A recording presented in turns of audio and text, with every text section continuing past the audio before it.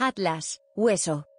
El atlas es el nombre que recibe el hueso más alto de toda la columna vertebral, siendo este la primera vértebra cervical, C1.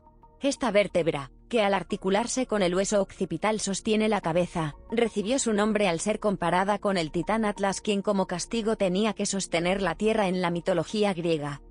Características. Por delante se encuentra el arco más corto del hueso, y en las masas laterales se observa que en la cara superior presenta una superficie que tradicionalmente se ha descrito como en forma de suela de zapato, conocida como cavidad glenoidea.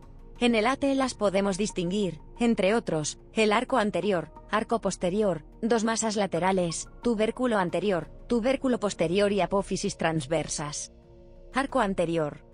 El arco anterior se une por sus dos raíces, izquierda y derecha, con las caras anteriores de las masas laterales, y así describe una curva cuya concavidad es posterior.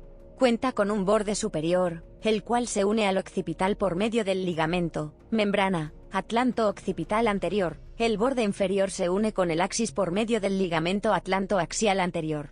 Dicho arco presenta una cara anterior en la cual observamos en la línea media una saliente, el tubérculo anterior del atlas, donde toman inserción ciertos músculos de la región prevertebral.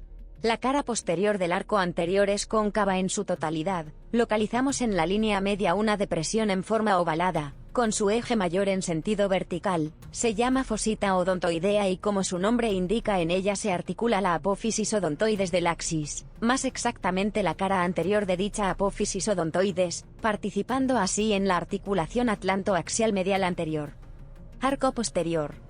El arco posterior es más largo que el anterior, se implanta mediante sus dos raíces en las caras posteriores de las masas laterales, describe una curva de concavidad anterior.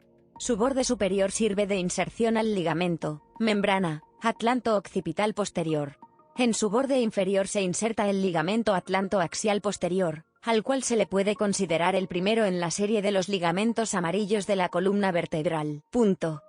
La cara anterior del arco posterior es cóncava, forma la pared posterior del foramen vertebral a este nivel. Sin embargo, el arco anterior no forma el límite anterior del foramen vertebral en el ser vivo, pues debido a la presencia del proceso odontoideo del axis y del ligamento transverso del atlas, tenemos que la médula espinal se halla en contacto por su cara anterior con la articulación atlanto-axial medial. Lo anterior es de vital importancia, pues en caso de alguna fractura a nivel de dicha articulación, el diente del axis hace protrusión en el conducto raquídeo, y justo en ese trayecto la médula espinal hace transición con la médula oblongada, la cual puede resultar lesionada y debido a la presencia del centro cardiorrespiratorio se produce una muerte súbita.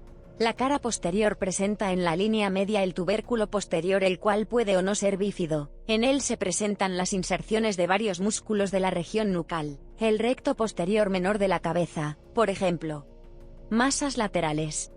Las masas laterales se asemejan de cierta forma a un cubo, por lo que se les estudian 6 caras. En la cara anterior se implanta el arco anterior. En la cara posterior se implanta el arco posterior. La cara medial constituye la pared lateral del foramen vertebral. En su tercio anterior encontramos un tubérculo. En dicho tubérculo toma inserción el ligamento transverso del atlas. La cara superior tiene forma de suela de zapato o cacahuate. Es la cavidad glenoidea. Mira hacia arriba y medialmente, cóncava en todos los sentidos, recibe al cóndilo occipital correspondiente.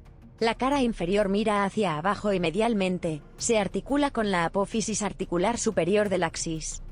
La cara lateral presenta la apófisis transversa, que cuenta con dos raíces, anterior y posterior, por medio de las cuales se une a la masa lateral propiamente. Presentan dichas apófisis el agujero transverso, por donde pasa la arteria vertebral, terminan en un tubérculo.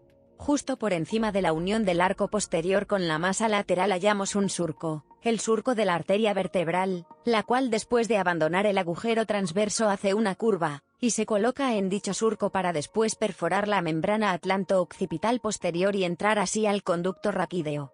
Imágenes adicionales, véase también referencias enlaces externos.